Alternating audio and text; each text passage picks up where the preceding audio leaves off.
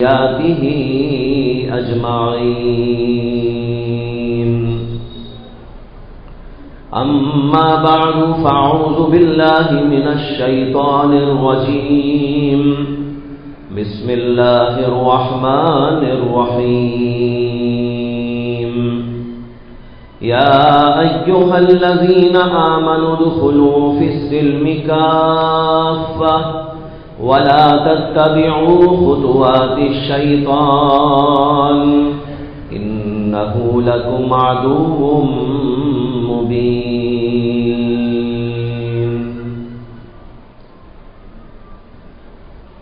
محترم حضرات، بھائیوں، بزرگوں اور دوستوں، اس سے قبل آپ حضرات کے سامنے کسی آیت کی روشنی میں جو اس وقت پڑھی گئی، اس بات کو واضح کیا گیا تھا کہ دین اسلام ایک مکمل دین ہے، اور اسی لیے اللہ کا مطالبہ ہے کہ دین اسلام میں مکمل طور پر داخل ہو جاؤ. ہر اعتبار سے ہم مسلمان ہو جائیں، عقائد کے اعتبار سے بھی مسلمان، معاشرت و تہذیب کے اعتبار سے بھی مسلمان، اپنے اخلاق اور کردار کے اعتبار سے بھی مسلمان، اور اپنی تعلیمی لائن کے اعتبار سے بھی ہم مسلمان، اور اپنے سیاسی اعتبار سے بھی ہم مسلمان. غرض یہ کہ تمام پہلوؤں سے ہم مسلمان ہوں. اللہ کا یہ مطالبہ ہے جو اس آیت میں اللہ تعالیٰ نے کیا ہے، یا ایھا الذین آمنوا ادخلوا فی السلم کافہ، کہ اے مسلمانوں، دین اسلام میں مکمل طور پر داخل ہو جاؤ. گزشتہ جمعہ یہ بحث آئی تھی کہ ہماری معاشرت اسلامی نقطہ نظر سے کافی حد تک ہٹ گئی. ہم اگرچہ مسلمان کہلاتے ہیں، لیکن ہماری معاشرتی زندگی کے اندر اسلام نہیں ہے. ہماری معاشرتی زندگی کے اندر کچھ رسومات داخل ہو گئے ہیں، کچھ منمانی پن داخل ہو گیا ہے، کچھ ادھر کی ادھر کی غلط باتوں کو ہم نے معاشرت کا نام دے دیا ہے، اور وہ سب چیزیں ہماری معاشرت میں داخل ہو کر ایک عجیب و غریب، انتہائی مضحکہ خیز قسم کی چیز تیار ہو گئی. بہت ساری چیزیں تو ایسی داخل ہو گئی ہماری معاشرت میں جو اسلامی معاشرہ تو کیا، اسلامی قانون اور اسلامی شریعت تو کیا، بلکہ غیر اسلام ذہن رکھنے والے لوگ بھی اس کو پسند نہیں کرتے، یعنی کافر لوگ بھی اس کو پسند نہیں کرتے، اور فاسق اور فاجر لوگ بھی اس کو پسند نہیں کرتے. لیکن ہماری معاشرت غلط قسم کی چیزوں سے اس طرح گھری ہوئی ہے کہ ہم انہی غلط چیزوں کو لے کے چلنے لگے. یہ بات گزشتہ جمعہ میں نے عرض کی تھی، اور اسی کی مثال میں نے شادی کا مسئلہ عرض کیا تھا کہ شادی ہوتی ہے ایک لڑکے کی ایک لڑکے کے ساتھ، اور پھر یہ آتے ہیں ایک جگہ پر رہتے ہیں، لیکن بے شمار جھگڑے پیدا ہو جاتے ہیں. لڑکی اپنے شوہر کا حق ادا نہیں کرتی، اور مرد اپنی بیوی کا حق ادا نہیں کرتا. اس خاندان کے لوگ اس خاندان کو اپنا نہیں سمجھتے، اس خاندان کے لوگ اس خاندان کو اپنا نہیں سمجھتے. لڑکی اپنے سسرالی گھر میں جانے کے باوجود، وہاں پر رہنے کے باوجود ان کے ساتھ ایسا سلوک نہیں کرتی جیسے اپنے ماں باپ کے ساتھ، اپنے بھائی بہنوں کے ساتھ، اپنے رشتہ داروں کے ساتھ میں ہوا کرتا ہے. اسی طرح لڑکا اپنے خسر اور سسرالی رشتہ داروں میں اس طرح نہیں رہتا جیسے کہ وہ اپنے ماں باپ کے ساتھ، اپنے بھائی بہنوں کے ساتھ، اپنے رشتہ داروں کے ساتھ میں رہتا ہے یا رہنا چاہیے. بلکہ کچھ ایسا مخالفانہ ذہن تیار ہو جاتا ہے کہ آپس میں ایک دوسرے سے ٹکرانا شروع کر دیتے ہیں. یہ ایک پہلو ہے ہماری معاشرت کا. پھر اس کے علاوہ معاشرتی زندگی میں بہت سارے مسائل ہیں. خود آپسی رشتہ داریوں کا مسئلہ ہے. ماں باپ ہیں، بچے ہیں، بھائی بہن ہیں اور رشتہ دار ہیں، قبیلے کے افراد ہیں، لیکن اس کے باوجود ان کے درمیان بھی آپس کے اندر بڑی نا اتفاقیاں، بڑا اونچ نیچ کا معاملہ، ایک دوسرے کو گرانے، ایک دوسرے کو ذلیل کرنے کی خواہشیں ہمارے دلوں کے اندر جو ہے اجاگر ہوتی رہتی ہے، اور چاہتے ہیں ہم کہ کوئی آدمی آگے نہ آئے، کوئی آدمی اونچا نہ ہونے پائے، کوئی آدمی ہم سے اچھا نہ کہلائے، اور پھر آپس میں لڑائیاں، آپس کے اندر جھگڑے، نہ اتفاقیاں، بھائیوں کا بہنوں کے ساتھ، بہنوں کا بھائیوں کے ساتھ، ایک بھائی کا دوسرے بھائی کے ساتھ، ایک بہن کا دوسری بہن کے ساتھ، بسا اوقات ماں باپ کا اپنے بچوں کے ساتھ اور بچوں کا اپنے ماں باپ کے ساتھ اختلاف بڑھتا چلا جاتا ہے، یہاں تک کہ ایسی صورتحال اختیار کر لیتے ہیں کہ کسی جگہ پر اس کو کہتے ہوئے شرم محسوس ہوتی ہے۔ یہ ہے ہماری معاشرت، جبکہ ہم کو جو اسلام نے معاشرت دی ہے وہ معاشرت ایسی پاکیزہ معاشرت ہے کہ اس کے اندر بڑوں کا چھوٹوں کا حق بتایا گیا، ماں باپ کا حق بتایا گیا، ماں باپ کو بچوں کا حق تعلیم کیا گیا، ایک بھائی اور دوسرے بھائی کے درمیان میں جو حقوق ہوتے ہیں ان کو بتایا گیا، رشتہ داروں کے حقوق کو بتایا گیا، پڑوسیوں کے حقوق کو بتایا گیا، ان کے آداب کو بتایا گیا، ان کی تعظیم و تکریم کو بتایا گیا۔ یہ ساری کے ساری باتیں اسلام نے ہم کو سکھائی، لیکن جب سے ہم نے اسلامی تعلیم کو چھوڑ دیا، لوگوں کے ذہنوں کے اندر یہ بات اچھی طرح گھس گئی کہ ہم کو تو بس دنیا کی تعلیم حاصل کرنا ہے اور اپنے بچوں کو بھی دنیا ہی کی تعلیم دینا ہے۔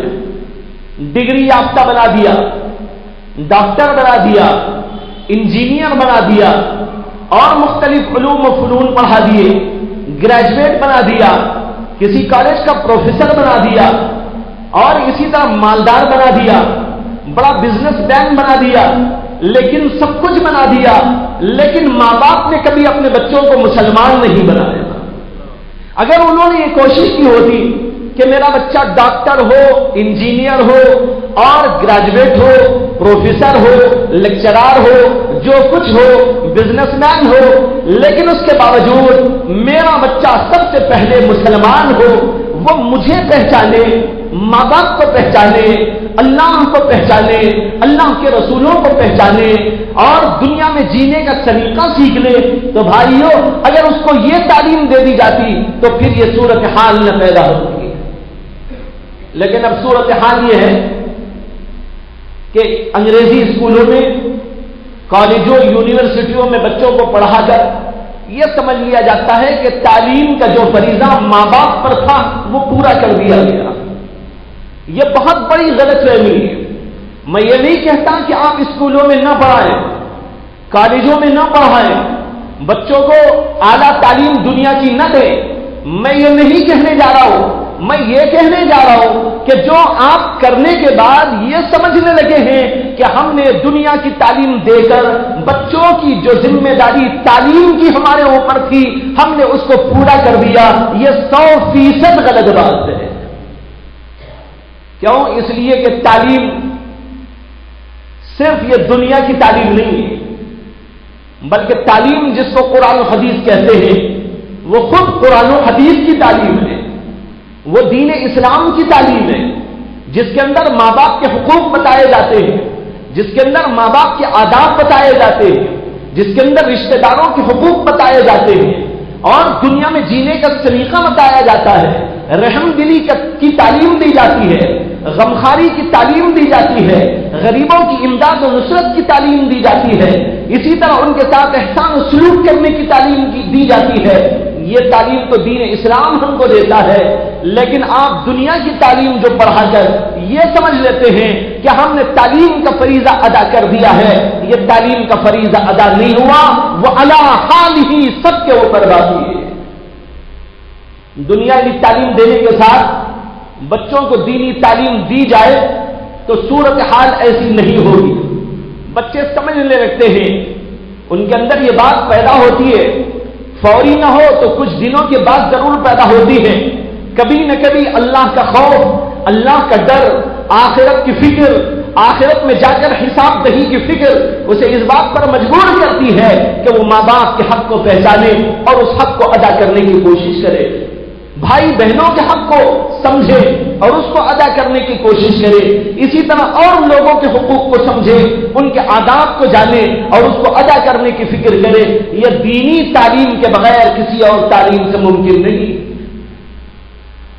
تو میں یہ عرض کرنے جا رہا تھا کہ اب جو صورتحال ہماری معاشرت کی پیدا ہو گئی ہے اس کے اندر ایک سبب یہ ہے کہ دینی تعلیم نہیں ہے، بس دنیا کی تعلیم میں آگے بڑھ گئے یا دنیا میں آگے بڑھ گئے، مال پیسہ کما لیا اور دماغ بڑا اونچا ہو گیا، اب وہ ماں باپ کو ماں باپ بھی نہیں سمجھتا، تعلیم حاصل کرنے کے بعد یہ سمجھتا ہے کہ ان ماں باپ کو ماں باپ کہنا میرے لیے شرم ہے جن کے پاس تعلیم نہیں ہے۔ آپ نے تو یہ سمجھا کہ میں اپنے بچوں کو پڑھاؤں گا، میں تو نہیں پڑھ سکا، اس کو میں تعلیم دے دوں گا، یہ گریجویٹ بن جائے گا، یہ دنیا کا مشہور ڈاکٹر بن جائے گا، یہ نامور ہو جائے گا اور ایسے ایسے پیسے کمایا کرے گا اور دنیا میں اچھی طرح جیا کرے گا۔ یہ آپ نے اس کے لیے فکر کی تھی، وہ پڑھنے کے بعد یہ سوچنے لگتا ہے میں اتنا بڑا گریجویٹ ہو گیا، میں اتنا بڑا پڑھا لکھا ہو گیا، میں ڈاکٹر اور انجینئر ہو گیا، اب میں ان ماں باپ کو جو ان پڑھ ہیں میں کیسا اپنا ماں باپ کہوں، اس لیے وہ بسا اوقات اپنے ماں باپ کو ٹھکرا بھی دیتا ہے۔ جا کر دیکھو باہر ملکوں میں کیا حال ہے، ایسی رپورٹیں اخبارات کے اندر بھی شائع ہوتی رہتی ہیں اور مختلف قسم کے جرائد اور مختلف قسم کے جنرلز میں بھی آتی رہتی ہیں، ہماری نظروں سے وہ چیزیں گزر چکی ہیں، ایسے واقعات بھی ہم نے اس کے اندر پڑھے کہ باہر ملکوں میں تعلیم یافتہ لوگ جب ماں باپ بوڑھے ہو جاتے ہیں وہ لے جا کر ان کو کسی ایک جگہ پر چھوڑ دیتے ہیں جہاں پر ان کے کھانے کا پینے کا کچھ آرام آسائش کا انتظام ہوتا ہے۔ وہ اپنے ماں باپ کی گھر میں رکھ کر خدمت کرنا نہیں چاہتے، وہ ان کا پیشاب پاخانہ اٹھانا نہیں چاہتے، وہ ان کی کوئی خدمت انجام دینا نہیں چاہتے، وہ اس کو اپنے لیے ذلت سمجھتے ہیں، وہ اپنے لیے عیب سمجھتے ہیں، وہ کہتے ہیں کہ کون کرے گا، ہاں پیسے ہیں ہمارے پاس، ہم پیسے دے دیا کریں گے۔ اب ان کو لے جا کر اولڈ ہاؤس کے اندر رکھ دیا گیا ہے، وہاں پر رہ رہے ہیں ماں باپ اور کھانے کے وقت میں کھانا ان کو مل رہا ہے، پینے کے وقت میں پانی کا انتظام اور مختلف چیزوں کا انتظام ہو رہا ہے۔ اور ایک آدمی نے اسی طریقے پر اپنے باپ کو لے جا کے چھوڑ دیا تھا اور اس کی بل بن دیا کرتا تھا، جب وہاں مہینے وار یا سالانہ وار اس کو بتایا جاتا تھا کہ تمہاری اتنی بل ہے، وہ بل دے کر اپنی جگہ بیٹھا رہتا تھا، لیکن کبھی ماں باپ کی زیارت نہیں کرتا، کبھی ماں باپ کی خدمت نہیں کرتا اور اس کو کوئی فضیلت نہیں سمجھتا، وہ اپنے لیے سعادت نہیں سمجھتا، وہ اپنے لیے کوئی اس میں تبرک نہیں سمجھتا، وہ سمجھتا ہے کہ جان چھوٹی بہت اچھا ہوا، یہ لوگ وہاں پڑے رہے، ہم ذرا سا پیسہ دے دیں گے قصہ ختم ہے۔ ایک دفعہ ایسے ہی ہوا کہ ایک آدمی نے لے جا کے چھوڑا، اس کا باپ رہتے رہتے ہر آدمی کو بہرحال مرنا ہے، اس کے مرنے کا وقت آ گیا تو وہاں سے فون آیا بیٹے کے نام، بیٹے کو کہ تمہارے باپ آخری زندگی کے مراحل سے گزر رہے ہیں اور ان کا انتظام کرو۔ اس نے کہا کہ میرے پاس میں وقت نہیں ہے اور دیکھ لینا اگر ان کا انتقال ہو جائے تو بس ان کے تجہیز کا، تکفین کا، دفن کا انتظام کر دینا، یہاں سے بل پے کر دی جائے۔ چنانچہ وہ مر گیا باپ اور ان لوگوں نے معلوم نہیں مسلمانوں کے طریقے سے اس کو نہلایا دھلایا یا کافرانہ طریقے سے نہلایا دھلایا، انگریزوں کے طریقے سے نہلایا دھلایا، نماز پڑھی کہ نہیں پڑھی، وہ کون نماز پڑھنے والے ہیں، وہ کون اس کے جو ہے ذمہ دار ہیں کہ ان کی نماز جنازہ پڑھیں، بہرحال انہوں نے جو کچھ کرنا تھا کیا اور اس کو لے جا کے دفن کر دیا اور یہاں پر بل بھیج دیا گیا اور بیٹے نے بل پے کر دیا اور سمجھ لیا کہ میرے باپ کا حق میں نے ادا کر دیا ہے۔ بھائیوں، یہ صورتحال پیدا ہونے سے پہلے اپنے بچوں کے بارے میں سوچو اور اپنے بارے میں بھی سوچو، کہیں ایسا نہ ہو کہ وہ زمانہ یہاں بھی آ جائے، وہ حالات یہاں بھی دہرانے لگے۔ کچھ تو حالات یہاں بھی ایسے لگنے لگے ہیں، حالات جو ہے تیزی کے ساتھ بڑھتے جا رہے ہیں، لیکن ہم لوگوں کو خوف کرنے کی ضرورت ہے۔ اسلام یہ سکھاتا ہے ماں باپ کی خدمت کرنے کا کیا ثواب ہے۔ حدیث میں آتا ہے اللہ کے نبی صلی اللہ علیہ وسلم کی خدمت اقدس میں ایک صحابی تشریف لائے اور انہوں نے کہا کہ اے اللہ کے رسول، میری والدہ بہت بوڑھی ہے، ضعیف اور کمزور ہے، چلنے اور پھرنے کی قابلیت اور طاقت نہیں ہے، میں ان کو حج کرانا چاہتا تھا، اس لیے میں نے ان کو اپنے کندھوں پہ بٹھایا اور پورے کا پورا حج کندھوں پہ بٹھا کے میں نے ان کا کرایا ہے، طواف کندھوں پہ کرایا اور جو ہے مینا میں ان کو کندھوں پہ بٹھا کے لے گیا، عرفات و مزدلفہ میں ان کو کندھوں پہ بٹھا کے لے گیا، سارے ارکان میں اس طریقے پر پورے کیے ہیں۔ میں آپ کی خدمت میں آیا ہوں یہ پوچھنے کے لیے کیا میں نے اپنی ماں کا حق اس طرح کرنے سے ادا کر دیا کہ نہیں؟ ماں باپ کا حق ادا ہو گیا کہ نہیں ادا ہوا؟ اللہ کے نبی علیہ الصلوۃ والسلام نے فرمایا نہیں، پورا حق تو کیا ادا ہوتا، تیری ماں نے اپنے پیٹ میں جب تجھ کو پالا تھا اور اس وقت جو اسے درد اٹھتا تھا درد سے، ان درد ذہ کے ایک درد کا بدلہ بھی تو نے ادا نہیں کیا ہے۔ یہ اللہ کے نبی علیہ الصلوۃ والسلام نے فرمایا۔ یہ تعلیم بتاؤ کون سی کالج میں ہوتی ہے، کون سی یونیورسٹی میں ہوتی ہے اور کون سی دانشگاہ میں ہوتی ہے؟ یہ تعلیم تو اسلام دیتا ہے، یہ تعلیم مکاتب میں ہوتی ہے، یہ تعلیم مدارس اسلامیہ دیتے ہیں، یہ تعلیم مساجد میں ہوا کرتی ہے، یہ تعلیم دینی حلقوں سے انسان کو ملا کرتی ہے، لیکن آج ہم بلکتے ہیں مدارس سے، ہم بلکتے ہیں مکاتب سے، ہم بلکتے ہیں دینی حلقوں سے، ہم بلکتے ہیں علماء سے اور نفور ہو کر دور جاتے رہتے ہیں، یہاں تک کہ زمانہ گزر جاتا ہے، موت آ کر ہم کو اپنے دامن میں سمیٹ کے لے جاتی ہے۔ سوچنے اور غور و فکر کی ضرورت ہے۔ میں یہ کہنے جا رہا تھا کہ جو معاشرت تباہی میں اس قدر آگے ہو گئی، اس کی بنیادی ایک وجہ یہ ہے کہ دینی تعلیم کا کوئی اثر ہمارے اندر موجود نہیں ہے۔ اگر اس صورتحال کو بدلنا ہے تو دینی تعلیم دینے کی ضرورت ہے اور ہمیں بھی دینی تعلیم لینے کی ضرورت ہے۔ ہم قرآن پڑھا کریں، حدیث کی تعلیم حاصل کیا کریں، مسائل شرعیہ معلوم کیا کرے، آداب اور حقوق کی تعلیم لیا کرے، یہ ساری چیزیں اسلام نے ہم کو سکھائی ہیں۔ ان میں سے ایک مثال میں نے دی آپ کو ماں باپ کے حق کے سلسلے میں، رشتہ داروں کے بارے میں حدیث میں آتا ہے اللہ کے نبی علیہ الصلوۃ والسلام نے فرمایا جس نے رشتہ داری کو جوڑے رکھا میں اس سے جڑا رہوں گا۔ اللہ کے نبی نے فرمایا اللہ فرماتا ہے، اللہ کے نبی نے فرمایا اللہ فرماتا ہے کہ جس نے رشتہ داری کو جوڑے رکھا میں اس سے جڑا رہوں گا، جس نے رشتہ داری کو توڑ دیا یعنی اس کے حقوق کو ضائع کر دیا میں اس سے ٹوٹ جاؤں گا۔ کتنا بڑا حق بتایا رشتہ داروں کا، ان کے حقوق کو ادا کرنے پر، ان کے ساتھ پیار و محبت سے رہنے پر، ان کے ساتھ سلوک و احسان کرنے پر۔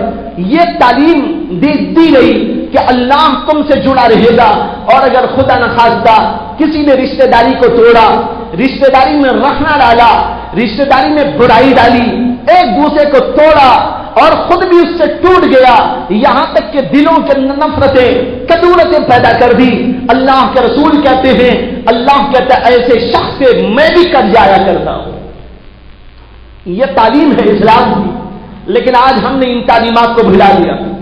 باقی پورے معاشرے کے اعتبار سے ایک دو تین باتیں بڑی اہم ہیں جو اس وقت میں کہنا چاہتا ہوں، وہ یہ ہے کہ معاشرے میں خاص طور پر گھریلو معاشرت میں اور رشتہ داروں کے ساتھ میں تعلق میں ایک بات کا بڑا لحاظ ہونا چاہیے جس کو اللہ کے نبی علیہ الصلوۃ والسلام کی تعلیم کے اندر پیش کیا گیا ہے، وہ یہ کہ اللہ کے رسول صلی اللہ علیہ وسلم نے ارشاد فرمایا بڑوں کی تعظیم کیا کرو، چھوٹوں کے ساتھ میں شفقت کے ساتھ میں پیش آیا کرو۔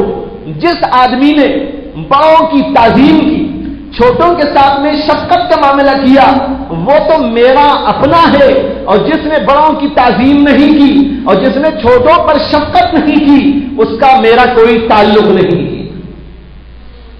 کتنی بڑی بات فرمائی۔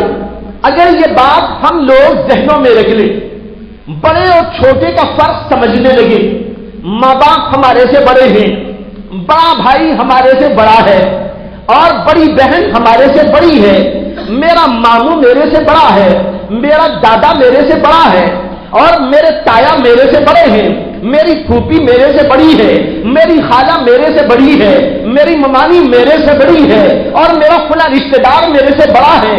یہ بڑے لوگ ہیں، جب بڑے لوگ ہیں تو میری ذمہ داری ہے کہ میں ان کی تعظیم بجا لاؤں۔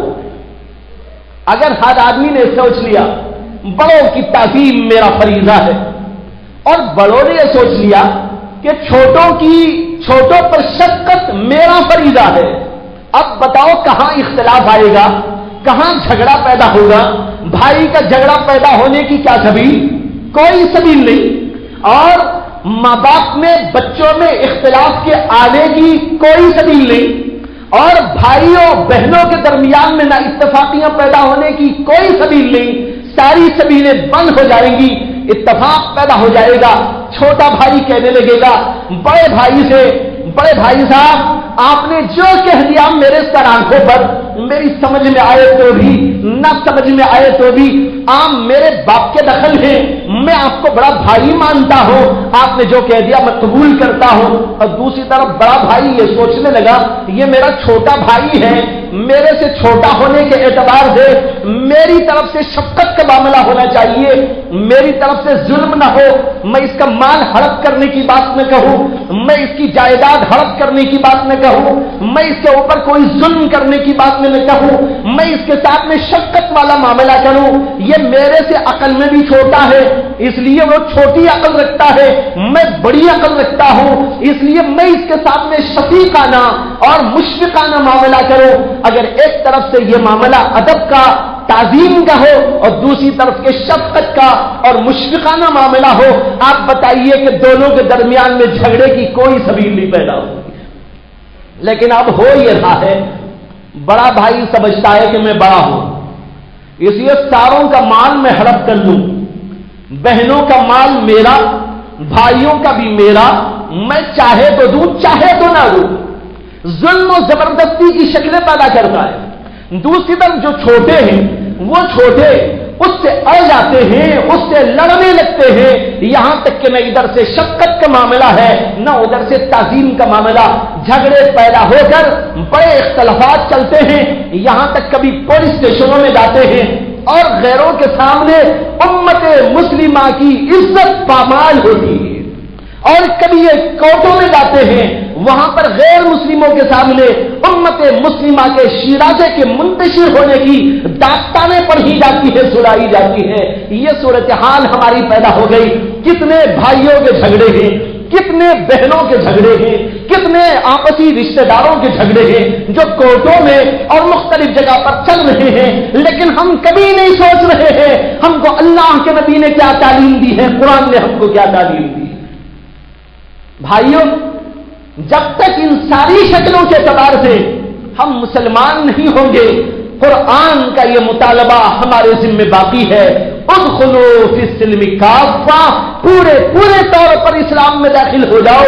یہ کیا کہ نمازی تو بن گئے تم لیکن تمہاری معاشرت تباہ ہے، نماز پر نماز پڑھ رہا ہے اور حج پہ حج کرنے جا رہا ہے، عمرے پر عمرے کرنے جا رہا ہے، لیکن بھائیوں کا مال دبایا ہوا ہے، نماز چھوڑتا نہیں، ذکر چھوٹتا نہیں، تسبیح ہاتھ سے رکھتا نہیں، جھپا اور قبا کبھی جو ہے مفقود نہیں ہوتا، لیکن اس کے باوجود صورتحال یہ ہے کہ اپنے بھائیوں کی، اپنے بہنوں کی جائیداد کو دبایا ہوا بیٹھا ہوا ہے۔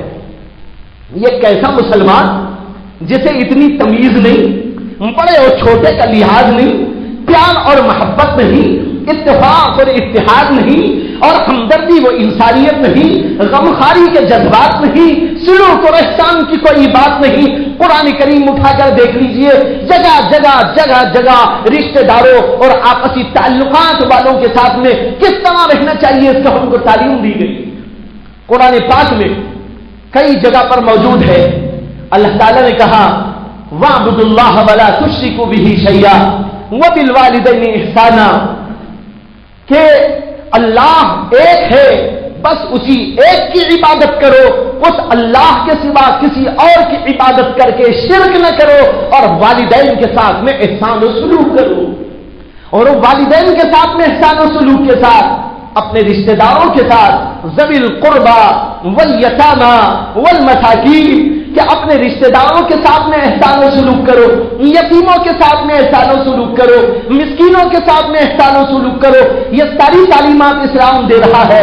یتیم اگرچہ تمہارے رشتہ دار نہ ہو، غریب اگرچہ تمہارے رشتہ دار نہ ہو، لیکن ان سے بھی احسان کا معاملہ کرنے کی تعلیم دینے والا قرآن رشتہ داروں کا حق کیسے حذف کر سکتا تھا؟ رشتہ داروں کا حق بھی بتایا گیا. لیکن آج رشتہ داروں کے حقوق کو توڑ کر پھوڑ کر برباد کر کے رکھ دیا گیا. کوئی کسی کو پہچانتا نہیں، رشتہ دار کے ساتھ میں احسان نہیں کرتا، بلکہ ہر آدمی ایک دوسرے کو ہڑپ کرنے کے لیے تیار بیٹھا ہوا ہے. محبتیں ختم ہو گئی اور الفتیں ختم ہو گئی، کدورتیں بڑھ گئی، نفرتیں پیدا ہو گئی، اور ایک دوسرے کے ساتھ ظلم کی شکلیں پیدا ہو گئی، اور یہ بڑھتی پوری ہماری معاشرت تباہ ہو گئی.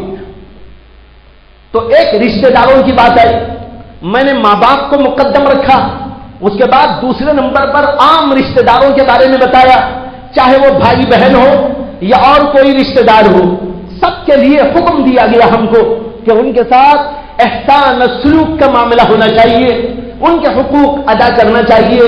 ایک حدیث میں آتا ہے اللہ کے نبی علیہ السلام کی مجلس قائم تھی، صحابہ کرام بیٹھے ہوئے تھے. اللہ کے رسول علیہ السلام نے فرمایا کہ میرے اوپر وحی نازل ہوئی ہے کہ اس مجلس پر اللہ کی رحمت اس وقت رکی ہوئی ہے، خدا کی رحمت آنے کو تیار نہیں. اور اس کی وجہ مجھ کو بتائی گئی کہ اس مجلس کے اندر ایک شخص ایسا موجود ہے جو اپنے رشتہ داروں کو کاٹتا ہے، رشتہ داری کو کاٹنے والا، جس کو قطع تعلق کہتے ہیں، ایسا کرنے والا ایک شخص یہاں موجود ہے. اس کی وجہ سے اللہ کی رحمت رکی ہوئی ہے.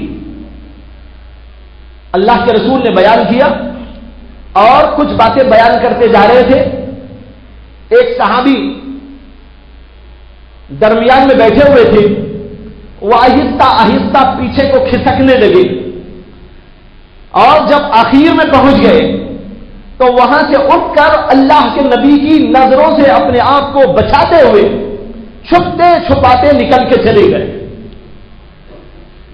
اور وجہ یہ تھی ان کے نکلنے کی کہ جب اللہ کے رسول نے فرمایا کہ اس مجلس میں ایک شخص ایسا موجود ہے جو رشتہ داری کو کاٹنے والا ہے، تو وہ صحابی ایسے تھے جنہوں نے اپنی خالہ سے اپنا رشتہ کاٹ لیا تھا.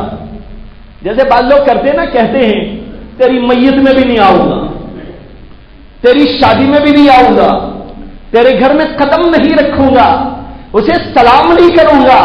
اگر اسے سلام کرے، نعوذ باللہ، ایسے جملے بھی میں نے بعض لوگوں کے سنے، اور بعض جگہ علماء نے لکھے ہیں، اس کو پڑھا کہ بعض ایسے ناہنجار لوگ ہوتے ہیں جو یوں کہتے ہیں اگر میں اپنے بھائی کے گھر گیا تو کافر مروں گا. لا حول ولا قوت الا باللہ. یہ اتنا کون سا بڑا مسئلہ تھا؟ رشتہ داریوں کو نبھانے کا مسئلہ ہے، رشتہ داریوں کو سنبھالنے کے مسئلے کی تعلیم دی گئی ہے، ایک دوسرے کے ساتھ الفت و محبت کی تعلیم دی گئی ہے. اس طرح کٹنے اور کاٹنے کی تعلیم اسلام نہیں دیتا. تو ان صحابی نے سمجھ لیا کہ یہ بات دراصل میرے لیے ہے، اس لیے کہ میں نے اپنی خالہ سے رشتہ کاٹ لیا ہے. کوئی مسئلہ پیش آیا اور اس مسئلے کے پیش آنے پر انہوں نے اپنی خالہ سے اپنا رشتہ توڑ لیا تھا. وہ صحابی اٹھ کے چلے، اپنی خالہ کے گھر گئے، اور پہنچنے کے بعد خالہ کو سلام کیا. خالہ نے منہ پھیر لیا، لیکن انہوں نے خالہ کو منانا شروع کیا اور کہا کہ خالہ جان، میں آپ کی خدمت میں اس لیے آیا ہوں، آج میں اللہ کے نبی کی خدمت میں بیٹھا ہوا تھا، اللہ کے رسول نے یہ بات ارشاد فرمائی کہ یہاں پر ایک قطع رحمی کرنے والا، رشتہ داری کو توڑنے والا موجود ہے، اور اس کی وجہ سے اللہ کی رحمت رکی ہوئی ہے، اس لیے میں کھسک کر آپ کی خدمت میں چل آیا ہوں، اللہ کے واسطے مجھے معاف کر دو، آج میں معافی طلب کرتا ہوں، آپ سے رشتہ داری کو بحال کر لوں گا۔ منایا، خالہ نے مان لیا، ان کو معاف کر دیا، آپسی صلح صفائی ہو گئی، دلوں کے اندر سے برائی نکل گئی اور دلوں کے اندر صفائی پیدا ہو گئی۔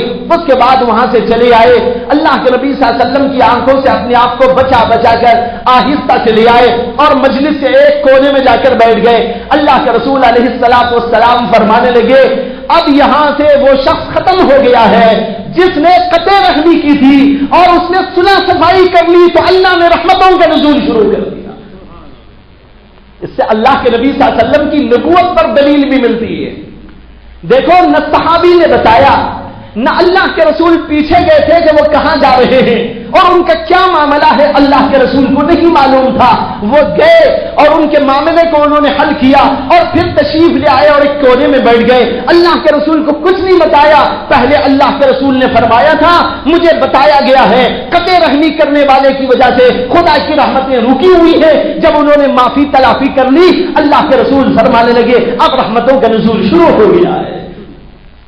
بھائیوں، آج ہمیں بھی چاہیے کہ اس اصول پہ چلے، جتنے یہاں بیٹھے ہیں کم از کم وہ سوچ لے، اگر ہم نے کسی سے رشتہ کاٹ لیا ہے، چاہے وہ خالہ ہو، چاہے وہ ماموں ہو، چاہے وہ بھائی ہو، چاہے وہ بہن ہو، چاہے اور کوئی رشتہ دار ہو، یہ سب کے سب ہمارے اپنے ہیں، ہمیں رشتے کو کاٹنے کا نہیں بلکہ رشتے کو جوڑنے کا حکم دیا گیا ہے۔ اس لیے اگر ہم نے کسی سے اپنے رشتہ کٹ کر لیا ہے، ابھی عہد کر کے اٹھے کہ ہم جائیں گے اپنی رشتہ داریوں کو بحال کر لیں گے، ہو سکتا ہے کہ اللہ کی رحمتیں نازل ہو جائے۔ اب آج عام حالات میں دیکھیے ہمارے اوپر خدا کی رحمتیں کہاں آ رہی ہیں، بڑے مسئلے ہیں، بڑے اختلافات ہیں، بڑے جھگڑے ہیں، بڑے مسائل ہیں، بڑی پریشانیاں ہیں، ہم نہیں سوچتے کہ ایسا کیوں ہو رہا ہے۔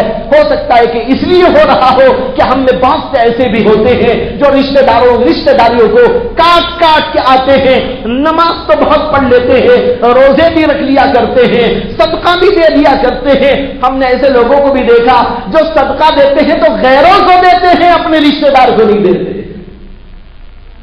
حالانکہ حدیث میں آتا ہے اللہ کے رسول صلی اللہ علیہ وسلم نے فرمایا کہ رشتہ داروں کو صدقہ دینے پر ڈبل ثواب ملتا ہے۔ یعنی اگر کوئی غریب ہے رشتہ دار، مالدار ہو تو نہیں، کہیں مالداروں کو دینے لگو، کوئی رشتہ دار ہے، غریب ہے، حاجت مند ہے، ضرورت مند ہے، مستحق ہے، اب ایسے رشتہ دار کو کہ ایک آدمی جا کر صدقہ دیتا ہے، اگرچہ صدقہ دیتے وقت یہ بتانا ضروری نہیں کہ بھائی میں صدقہ دے رہا ہوں، آپ دل میں رکھیے صدقے کی بات اور زبان سے کہہ دیجئے آپ کو تحفہ دے رہا ہوں، اللہ قبول کر لیتا ہے۔ کتنی آسانی کر دی اللہ تعالیٰ نے۔ اگر کوئی آدمی تحفہ نہیں دے سکتا، پہلے تو یہ ہے کہ تحفہ دینے کی کوشش کرو۔ حدیث میں آتا ہے کہ اللہ کے رسول نے فرمایا کہ ہدیہ دیا لیا کرو، اس سے محبتیں بڑھتی ہیں۔ اس لیے پہلے تو یہ ہے کہ تحفہ دینے کا رواج ہو، لیکن آج تحفے نہیں رہے۔ دیکھو، تحفہ جب دیا جاتا ہے محبت بڑھتی ہے، لیکن جب تحفے کی اصلیت پر باقی نہ رکھا جائے تو پھر وہ تحفہ اپنا کام بھی کرنا چھوڑ دیتا ہے۔ اب جو تحفے عام طور پر دے لیے جاتے ہیں، جیسے شادیوں میں ہوتا ہے، تو بعض لوگ اپنے بیٹے کی شادی کرتے ہیں، یہ دیکھتے ہیں کہ ہم کو کس کس نے ہدیہ دیا ہے، زید نے دیا، بکر نے دیا، خالد نے دیا، ختیجہ نے دیا اور عائشہ نے دیا، صدیقہ نے دیا، فلاں نے دیا، فلاں نے دیا، اس کی لسٹ بنا کے رکھ لی۔ جب ان کے ہاں شادی ہوئی تو جو ہے یہ دیکھتے ہیں کس نے دیا کس نے نہیں دیا ہے، جس نے دیا اس کو یہ دیں گے، جس نے نہیں دیا اس کو نہیں دیں گے۔ بھائیوں، یہ تحفہ تھوڑا ہی ہے، یہ تو عوض معاوضہ ہو گیا۔ عوض معاوضے کا نام ہدیہ نہیں ہے، ہدیہ تو یہ ہے جو محض پیار سے دیا جائے، جو محض محبت سے دیا جائے، اس میں یہاں تک علماء نے لکھا ہے ثواب کی نیت کریں گے تو تحفہ باطل ہو جائے گا۔ اگر ایک آدمی مثال کے طور پر کسی کو تحفہ دینے کے لیے جاتا ہے اور دل میں خیال کرتا ہے میں تحفہ دے رہا ہوں، اللہ مجھے ثواب دے، ثواب دینے ثواب لینے کی نیت سے تحفہ دے گا تو تحفہ نہیں، اس کا نام صدقہ ہو جائے گا۔ صدقے میں تحفے میں یہی فرق ہے، صدقے میں ثواب کی نیت شامل ہوتی ہے اور تحفے کے اندر ثواب کی نیت نہیں کی جاتی، بلکہ محض اپنی محبت کا اظہار مقصود ہوتا ہے کہ میں اپنے دل سے آپ کو چاہتا ہوں، محبت کرتا ہوں، اس لیے میں آپ کو تحفہ دے رہا ہوں۔ تو بہرحال تحفے کا لین دین ہو، اس سے محبتیں بڑھتی ہیں، لیکن آج محبت کیوں نہیں بڑھ رہی ہے؟ اس لیے نہیں بڑھ رہی ہے کہ تحفہ نہیں ہے تحفہ، بلکہ آج کا تحفہ تحفے کے بجائے عوض بن گیا ہے کہ اس نے دیا میں دے رہا ہوں، وہ نہیں دیتا میں بھی نہیں دیتا۔ ارے وہ دے تو بھی آپ دیجئے اس کو، نہ دے تو بھی آپ اس کو دیجئے، یہ معاوضہ نہیں ہے، یہ محبت ہوا کر دیجیے۔ تو ایک بات تو یہ تھی کہ ہدیے کے لین دین سے محبت بڑھتی ہے، اور دوسرے میں نے کہا کہ حدیث میں آتا ہے کہ اگر کوئی غریب ہے رشتہ دار، اس کو کوئی صدقہ دیتا ہے، اگرچہ تحفے کے عنوان سے دیتا ہے، اس کو ڈبل اجر ملتا ہے۔ اگر غیر کو دیتا ایک اجر ملتا، رشتہ دار غریب فقیر کو دیا تو اس پر 2 اجر اس کو عطا کیے جائیں گے۔ ایک اجر اس لیے دیا جائے گا کہ اس نے اللہ کے لیے صدقہ دیا ہے، اور ایک آدمی کی حاجت میں ضرورت میں اس نے امداد کی ہے، اور دوسرا اجر اس لیے ملے گا کہ رشتہ داری کا حق اس نے نبھایا ہے۔ 2 اجر و ثواب ملیں گے۔ معلوم ہوا کہ جب ہم صدقے نکالا کریں، زکات نکالا کریں، تو سب سے پہلے یہ دیکھنا چاہیے کہ رشتہ داروں میں کون ضرورت مند ہے، پہلے رشتہ داروں کو دو، رشتہ دار ہو جائے تو پھر اس کے بعد دوسروں کو دو۔ یہ ہے سبیل اور یہ ہے طریقہ۔ بھائیو بزرگوں، میں نے یہ عرض کرنا چاہا تھا کہ رشتہ داری کا بہت بڑا حق ہے، اس کو نبھانا اور اس کو پورا کرنا بہت زیادہ ضروری ہے۔ رشتہ داروں کے علاوہ اور ہمارے تعلقات بہت سے لوگوں سے ہوتے ہیں جن سے رشتہ ہے یا نہیں، جیسے کوئی پڑوسی ہے، کوئی دوست احباب ہیں، کوئی ساتھ میں رہنے والے ہیں۔ جیسے مسجد میں آ گئے تو بہت سارے لوگ مل جل کے بیٹھے ہیں، آپ بس میں چلے جا رہے ہیں، ٹرین میں بیٹھے ہوئے ہیں، ایروپلین میں بیٹھے ہوئے ہیں، آپ کے آس پاس میں بہت سارے لوگ بیٹھے ہوئے ہوتے ہیں۔ یہ سب کے سب لوگ جن سے واسطہ و تعلق پڑ جائے، شریعت کہتی ہے ان میں سے بھی ہر ایک کا حق تمہارے اوپر ہے، ان کی رعایت کرنا چاہیے۔ اگر کوئی مجلس میں آیا، جگہ تنگ ہے، ہم کو حکم دیا گیا ہے کہ جگہ ذرا کشادہ کرو اور اس کے لیے جگہ بنا کے دے دو۔ قرآن کریم ایک جگہ پر کہتا ہے اذا قیل لکم تفسحوا فی المجالس فافسحوا یفسح اللہ لکم۔ اگر کوئی آدمی آیا اور جگہ میں تنگی ہو اور تم سے یوں کہا جائے کہ بھئی آنے والے کے لیے ذرا جگہ کشادہ کر کے اس کو جگہ بنا کے دے دو، تو اگر تم نے اس کو جگہ بنا کے دے دی تو تمہاری یہ جگہ یہاں بنانے کی وجہ سے اللہ تمہیں جنت میں جگہ عطا کرے گی۔ کتنی بڑی بشارت ہے، کس قدر اہم تعلیم ہم کو دی گئی ہے۔ لیکن بعض لوگ ایسے بھی ہوتے ہیں جو جگہ کو بہت زیادہ پُر کر کے بیٹھ جاتے ہیں، اگرچہ 2 انچ کا آدمی ہو لیکن وہ لے لے گا 2 فٹ اور سمجھے گا کہ میں ہی سب سے بڑا انسان ہوں، میں ہی بات جو ہے اس زمانے کا رستم پہلوان ہوں، اس لیے جتنی جگہ گھیرنا چاہیے مجھے گھیر کے بیٹھنا چاہیے، اور دوسروں کی جگہ پر قبضہ کر کے بیٹھ جاتے ہیں۔ یہ ناجائز ہے، یہ حرام ہے، اس کی اجازت ہم کو شریعت نے نہیں دی ہے۔ جب بھی آپ کہیں پر جائیں دوسروں کی رعایت کریں۔ اگر کوئی آدمی کھڑا ہے، آپ اس سے کہیں کہ بھائی مجھے سیٹ مل گئی لیکن آپ بیٹھ جائیے میں کھڑا ہو جاتا ہوں۔ اگر یہ ہماری فطرت بن جائے، یہ ہماری طبیعت بن جائے، یہ ہمارا مزاج بن جائے کہ ہم دوسروں کو ترجیح دینے والے بنے، اپنے کھانے میں دوسروں کو ترجیح، اپنی سیٹ میں دوسروں کو ترجیح، اپنی کیو میں دوسروں کو ترجیح۔ جیسے کیو کی بات آئی، کیو بہت ساری جگہ پر کیو لگانا پڑتا ہے، بعض جگہ بس سٹینڈوں میں، کبھی ریلوے اسٹیشنوں میں، اسی طرح ایئرپورٹوں میں، بہت ساری جگہ پر اس کی ضرورت پڑتی ہے، اور حکم یہ ہے کہ جو آدمی جس جگہ پہنچے وہیں سے اس کو اپنی کیو پوری کرنی چاہیے. یہ نہیں کہ ایک 100 آدمی کھڑے ہوئے ہیں، ایک آدمی 50 کے درمیان میں گھس کے وہاں کھڑا ہو گیا. یہ کیسے جائز ہو سکتا ہے؟ یہ دوسروں کا حق مارنا ہے. جو آدمی پہلے آیا اس کا حق پہلے ہے، جو آدمی بعد میں آیا اس کا حق بعد میں ہے. بعد میں آنے والا پہلی جگہ کو جا کر پکڑنے لگے، شریعت ہم کو اس کی اجازت نہیں دیتی. جیسے مسجدوں کے بارے میں حدیث میں اللہ کے رسول علیہ الصلوۃ والسلام نے فرمایا کہ مسجد میں ایک آدمی آتا ہے اور لوگوں کے کندھوں کو پھلانگتے پھلانگتے پہلی صف میں آنے کی کوشش کرتا ہے، تو اللہ کے نبی نے اس سے منع کیا کہ ایسا نہ کرو. یہ اجازت نہیں ہے کہ آپ آئیں تو اخیر میں لیکن پہلی صف میں آ کے جگہ پکڑنے کی کوشش کریں. یہ کون سی انسانیت ہے؟ یہ کون سا اخلاق کا تقاضا ہے؟ یہ اخلاق نہیں ہے، یہ بد اخلاقی ہے. شریعت اس کی اجازت نہیں دیتی. تو جہاں ہم گئے کیوں لگی ہوئی ہے، 50 آدمی کھڑے، ہم 50 کے بعد میں کھڑے ہوں، 100 آدمی پہلے سے موجود ہیں تو ہم 101 والے نمبر پر کھڑے ہو. ایسا نہیں کہ ہم جائیں تو 101 نمبر پر اور سیٹ اپنی پکڑے 50ویں نمبر پر، 40ویں نمبر پر، اور بیچ میں جا کے لوگوں کی خلل اندازی کریں. یہ ساری کے ساری چیزیں حقوق کو ختم کرنے والی ہیں. اس کی شریعت اسلامیہ اجازت نہیں دیتی. اسی طرح ایک جزیہ اور یاد آ گیا کہ مسجد کے باہر پارکنگ کی ضرورت پڑتی ہے. لوگ آتے ہیں، اپنی کاریں کھڑا کرتے ہیں اور اپنی اسکوٹرز کھڑا کرتے ہیں، لیکن بہت سارے لوگ اس بات کی کوئی رعایت نہیں کرتے کہ بھائی میرے یہاں کھڑا کرنے سے نتیجہ کیا ہوگا. کسی کو تکلیف تو نہیں ہوگی چلنے میں، پھرنے میں، آنے میں، جانے میں. بہت سارے لوگ ایسے ہوتے ہیں جو بالکل گیٹ کے سامنے کھڑا کر دیتے ہیں. گیٹ تو ایسی جگہ ہے جہاں سے لوگوں کی آمد و رفت ہوتی ہے. گیٹ کے سامنے کھڑے ہو کر گفتگو کرنا بھی منع ہے شریعت میں.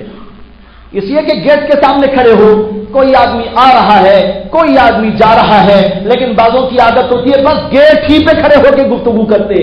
ارے گفتگو کرنا ہی ہے، کہیں بیٹھ جاؤ کسی کونے میں گفتگو کرنے کے لیے.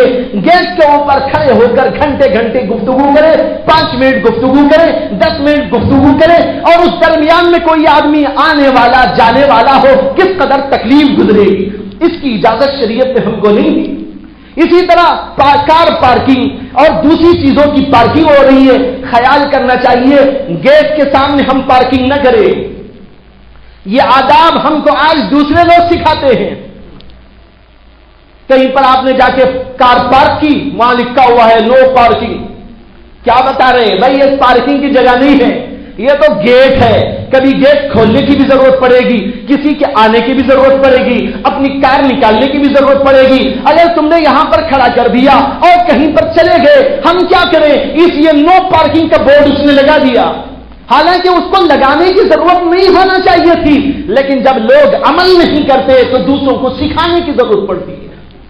تو اسی طرح یہ ہے کہ مسجدوں کے سامنے ایسا نہ کرے، کسی کے گیٹ کے سامنے جا کے کھڑا نہ کر دے، اور ایسی جگہ کھڑا نہ کرے جس سے کہ دوسروں کو آنے میں، جانے میں، چلنے میں، پھرنے میں، یا وہاں سے ٹریفک کے گزرنے میں جو ہے پریشانی پیدا ہو. یہاں کئی دفعہ ایسا ہوا کہ جو ہے ٹریفک آئی اور سب کی سب جام ہو گئی، اور ایک صاحب اپنی کار کھڑا کر کے کہیں چلے گئے.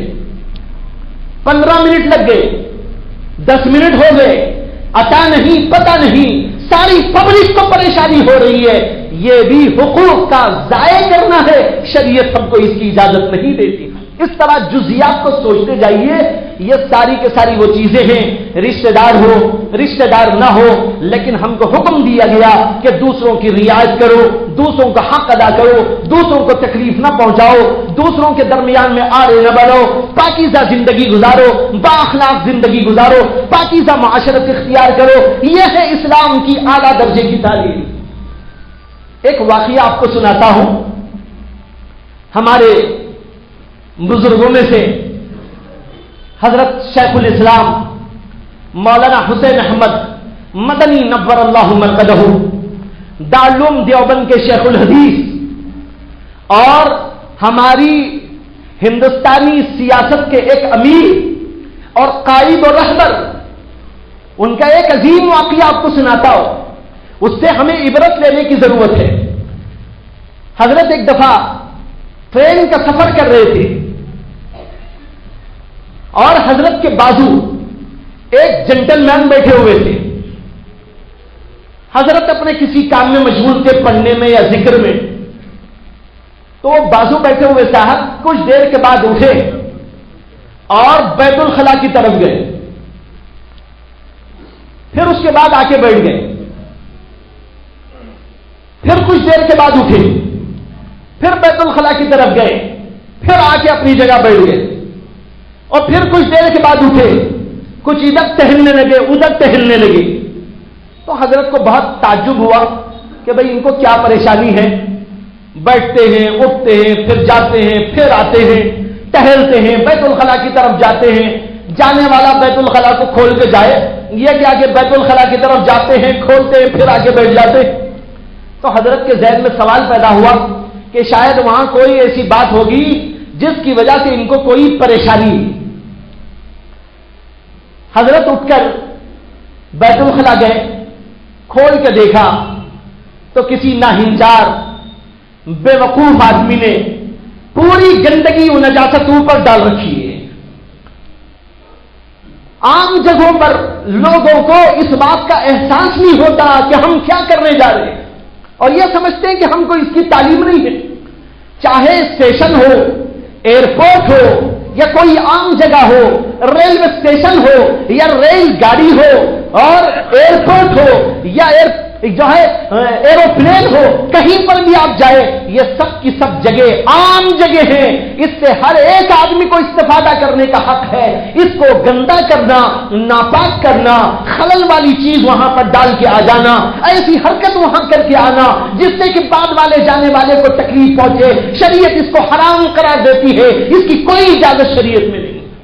اللہ کے نبی علیہ الصلوۃ والسلام نے فرمایا دین اسلام کے 70 سے اوپر کچھ شعبے ہیں۔ الایمان بضع وستون، بعض کے اندر بضع وسبعون شعبۃ، فرمایا کہ دین اسلام کے 60 سے زیادہ، ایک روایت میں 70 سے زیادہ شعبے ہیں، اور ان میں سے پہلا اور عظیم الشان شعبہ یہ ہے کہ لا الہ الا اللہ محمد الرسول اللہ کی گواہی دے، جس کو ایمان کہتے ہیں، عقیدہ کہتے ہیں، اور فرمایا کہ اس کا آخری درجہ یہ ہے جو کم تر درجہ ہے کہ راستے سے تکلیف دہ چیز کو ہٹا ڈالے۔ معلوم ہوا ایمان کا یہ بھی شعبہ ہے۔ ایمان میں ہمیں یہ بھی تعلیم ہے کہ کسی جگہ کو ناپاک نہیں کر سکتے، خلل والی چیز نہیں ڈال سکتے۔ ایک حدیث میں اللہ کے رسول نے فرمایا اللہ اس آدمی پر لعنت کرتا ہے جو ایسی جگہ بیت الخلا کرتا ہے، ناپاکی ڈالتا ہے جہاں لوگ بیٹھک کیا کرتے ہیں۔ جیسے بعض جگہ بیٹھنے کے لیے کچھ بنا دیا جاتا ہے، یا درخت کا کوئی سایہ ہوتا ہے، چنانچہ درخت کے سائے میں بھی گندگی ڈالنے سے اللہ کے رسول نے سخت منع کیا، اور ایسے شخص کے اوپر لعنت فرمائی جو وہاں پر بیت الخلا کر کے آتا ہے۔ تو حضرت مدنی نے دیکھا کہ ریل گاڑی کا جو ہے بیت الخلا پورے کا پورا گندا ہے۔ حضرت سمجھ گئے کہ بیچارے مہذب انسان ہیں اور وہاں کیسے جا سکیں گے، کراہت پیدا ہو رہی ہوگی، مکلی آ رہی ہوگی، طبیعت ان کی اس کے لیے تیار نہیں ہے اندر جانے کے لیے، لیکن ان کو ضرورت پڑی ہوئی ہے، اس ضرورت کی وجہ سے بیچارے بیٹھ بھی نہیں پاتے، جا بھی نہیں پاتے، نہ انگل سکتے ہیں نہ انگل سکتے ہیں کا قصہ ہو گیا۔ لیکن حضرت مدنی کی انسانیت نواز طبیعت نے، حضرت مدنی کی بااخلاق طبیعت نے ایک عجیب و غریب، حیرت انگیز اور ساری دنیا کو حیرت میں ڈالنے والا اپنی طرف سے ایک عجیب کارنامہ انجام دیا۔ وہ یہ کیا کہ حضرت نے بیت الخلا کھولا اور سیدھے اندر ڈائریکٹ گھس گئے، اندر سے کنڈا بند کر لیا۔ لوگوں نے سمجھا ہوگا بڑا ناپاک آدمی ہے، اس نے سمجھا ہوگا میں تو وہاں جا نہیں پا رہا ہوں، میں تو جنٹل مین ہوں، یہ دیکھو مولانا اسی گندگی میں اتر گئے، اسی گندگی میں انہوں نے پیر ڈال دیے، اسی گندگی میں جا کے بیٹھ گئے، اسی گندگی کے درمیان میں اپنی حاجت انہوں نے پوری کر لی۔ لیکن اس جنٹل مین کو پتا نہیں کہ جنٹل مین کا دماغ اپنی حد تک محدود ہے، اور اس شیخ الاسلام کا ذہن پوری امت کے اوپر جا رہا ہے۔ وہ پوری امت کے لیے اور پوری انسانیت کے لیے ایک انسانی کارنامہ انجام دینا چاہتے ہیں۔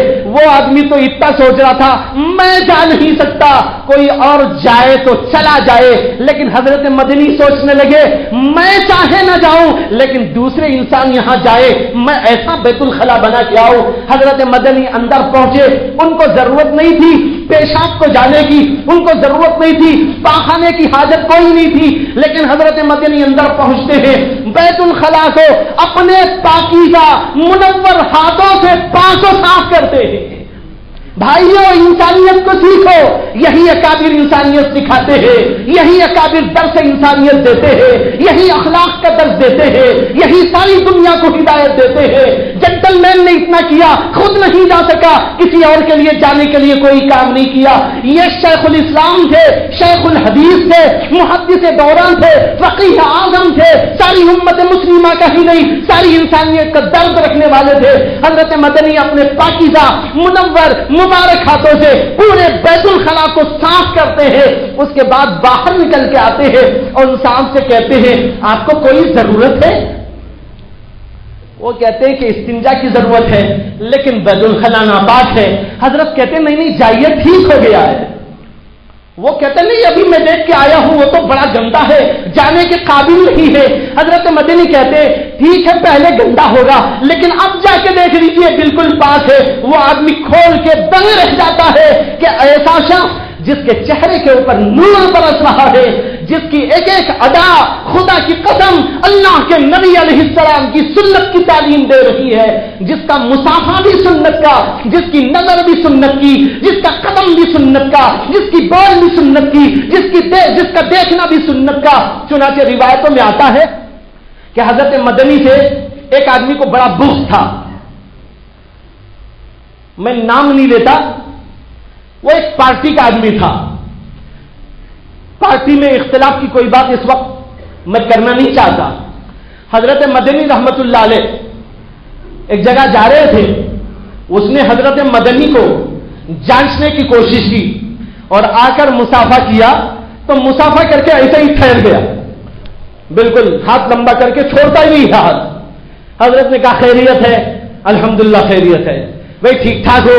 ہاں بالکل ٹھیک ٹھاک ہو۔ ہاتھ چھوڑتا ہی نہیں، 15-20 منٹ لگ گئے ایسے ہی پکڑا ہوا ہے۔ اور حضرت مدنی بھی طے کر لیے تھے، سنت رسول یہ ہے کہ دوسرا آدمی جب تک ہاتھ نہ چھوڑے ہم کو ہاتھ نہیں چھوڑنا ہے۔ 15-20 منٹ ہاتھ ایسے رکھے ہوئے ہیں، جب اس نے خود تنگ آ کر ہاتھ چھوڑ دیا تب حضرت مدنی نے ہاتھ چھوڑا ہے۔ بھائیو بزرگوں بتانا یہ چاہتا ہوں حضرت مدنی نور اللہ مرقدہ نے یوں انسانیت کا درس دیا، اس کے بعد جا کر وہ اپنی ضرورت پوری کر کے آیا۔ اس لیے یاد رکھو ہمیں انسانیت کا درس دینا ہے، پاکیزہ طبیعت بننا ہے، دوسروں کے لیے دوسروں کے حقوق ادا کرنے کی فکر کرنا ہے، اس طریقے پر اپنے آپ کو بنانا ہے۔ یہ ہے اسلامی معاشرے کی ایک چھوٹی ایک ہلکی سی جھلک جس کو دکھانے کی میں نے کوشش کی ہے۔ اللہ ہم کو آپ کو سب کو پورے طور پر دین اسلام میں داخل ہونے کی توفیق عطا فرمائے۔ وآخر دعوانا ان الحمدللہ رب العالمین۔